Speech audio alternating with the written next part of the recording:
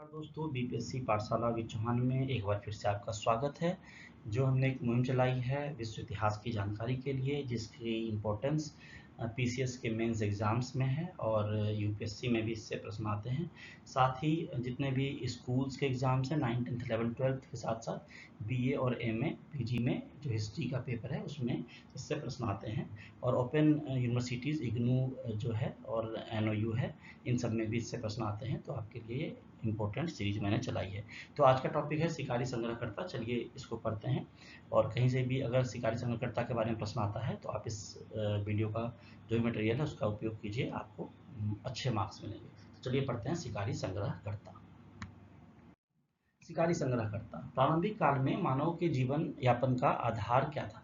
वो था शिकार और संग्रह। शिकार करना और उसको संग्रहित करके रखना आगे के प्रयोग के लिए। छोटे से समूह में रहना ही मानव समाज का आधार था। और उनके पास कोई केंद्रीय सत्ता या स्थायी सेना का अभाव था। ऐसा नहीं था कि वो कोई किसी सत्ता को मानते थे या स्थायी सेना रखते थे। वो छोटे से समूह में रहते थे, शिकार और संग्रहण करते थे। समस्याओं का समाधान उस समय बिना युद्ध और बिना हिंसा के होता था, आज की तरह नहीं। ठीक है।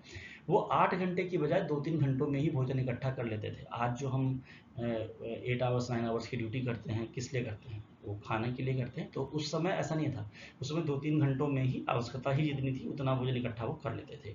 अपनी ज़रूरतों को वो लकड़ी, हड्डी, पत्थर आदि से पूरी कर लेते थे। अमेरिकी मानव शास्त्रियों ने उन्हें मौलिक समृद्ध समाज कहा है। मौलिक जो मौलिक वस्तुएं हैं, जो मौलिक हमारी ज़रूरतें हैं, उससे वो समाज समृद्ध था।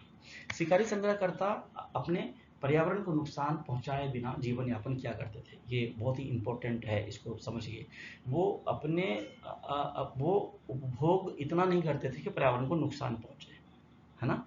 तो वो जीवन यापन क्या करते थे पर्यावरण को नुकसान पहुंचाए बिना। जबकि आज हम सुविचार संपन्न वो सुखी समाजों में विभाजित हैं।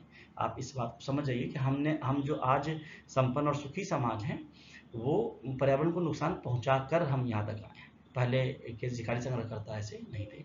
तथाकथित विकास, जो आज का विकास है, उन्होंने हमें पर्यावरण संकट के समय में ला दिया है। जो भी लुप्त प्राय ऐसे समूह बचे हैं, उन पर एक बार दोबारा विचार करने की आवश्यकता है।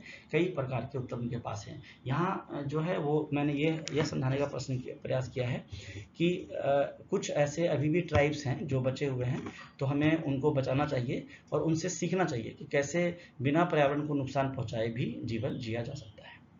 ऐसे में एक यहाँ पर मैंने एक लेटर का जिक्र किया है जो एक रेड इंडियन ने 250 वर्ष पहले अमेरिका के पहले राष्ट्रपति को लिखा था। हुआ क्या था कि उस समय अमेरिका के राष्ट्रपति चाहते थे कि उन्हें जंगलों को काटने दिया जाए। उन्होंने अपील करी थी रेड इंडियन से, जो जंगलों में रहते थे, जो आदिवासी थे अमेरिका में, क्या और विकास कर सके देश का। तो उसमें उन्होंने लिखा था कि ये जो तो उसका जवाब उसको एक रेड इंडियन ने उस राष्ट्रपति को एक पत्र लिखा था। उसमें उन्होंने लिखा था कि जो ये प्रकृति है वो हमारे माता पिता हैं और हमारे भाई बहन की तरह है। जो जानवर हैं वो सब भाई बंधु की तरह हैं। इस तरह से हम प्राकृतिक मूल्यों की समझ बढ़ाने हेतु शिकारी संग्रहकर्ता की ओर देख सकते हैं। ऐसा मैंने यहाँ पे इसलिए लिखा है कि उनका ये कहना था, जिन्होंने लेटर लिखा था, कि ये जो पेड़ पौधे हैं, ये जानवर हैं, ये सब हमारे माता पिता और भाई बहन की तरह हैं। तो अगर आपको ऐसा लगता है कि इनको काट के, इनको भगा के और यहाँ पूरा वो पर्यावरण को नुकसान पहुँचा के आप विकास कर लोगे, तो आप गलत समझ रहे हो। इसका आपको खामियाजा भुगतना पड़ेगा और विश्व इसका खामियाजा भुगत रहा है। तो हम प्राकृतिक मूल्यों की अगर समझ बढ़ानी है हमें, तो हमें शिकारी संग्रहकर्ता की ओर फिर से देखना चाहिए। अब निष्कर्ष में आप लिख सकते हो कि आज का मानव समाज इतना बदल चुका है कि अगर जो हमारे पूर्वज पहले थे, वो अगर अब उनको भी अभी लाया जाए, तो वो शायद कुछ जानवरों को छोड़ के, जैसे कुत्ता, घोड़ा जो उस समय पाया जाता था, वे शायद ही हमें अपना वंशज मानेंगे। क्योंकि हमने जो किया है, हमने जो तबाही मचाई है, पर्यावरण को जो नुकसान पहुंचाया है, वो हमें पहचान ही नहीं पाएंगे। हम इतने बदल चुके हैं।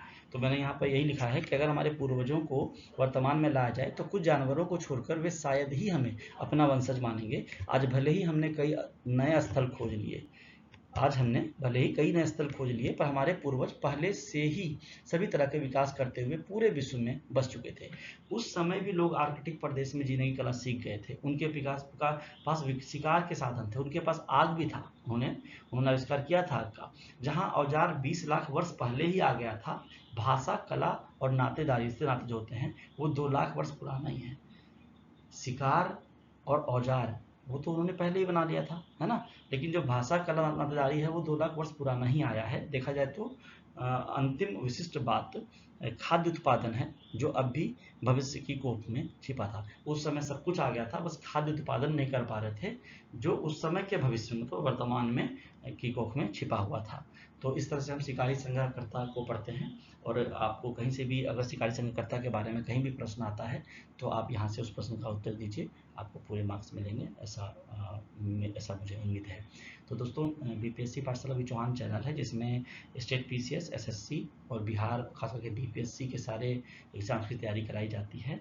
और मैं वीडियोस लाता हूँ। वीडियोस छोटे होते हैं लेकिन बहुत ही इंपॉर्टेंट होते हैं, आप उनको पढ़िए, आपका टाइम खराब नहीं होगा और प्रश्न आपसे बनेंगे।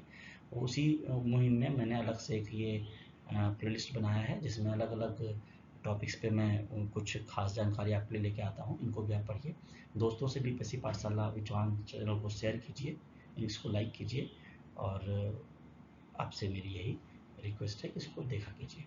तो आज के लिए इतना ही, धन्यवाद, नमस्ते, पढ़ते रहिए।